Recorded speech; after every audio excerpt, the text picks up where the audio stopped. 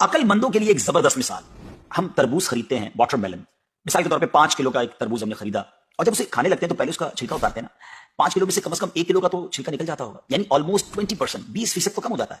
مگر کیا کبھی ہمیں افسوس ہوتا ہے اس کا؟ کیا ہم سوچتے ہیں کہ ہم نے تو تربوز چھلکے کے ساتھ خریدا، چلو آج چھلکے کے ساتھ ہی کھا لیتے ہیں؟ ایسا نہیں کرتے نا. اچھا، ہم چکن بھی تو خریدتے ہیں، زندہ ثابت، اسی کو تولتے ہیں، تلواتے ہیں، پیسے دیتے ہیں، مگر جب کھانے کی باری آتی ہے، پکانے کی باری آتی ہے، تو اس کے بال، اس کی خال، اس کی علائشیں نکل جاتی ہیں، تو ویٹ تو کم ہو جاتا ہے. مگر کبھی اس پر دکھ ہوتا ہے؟ نہیں نا.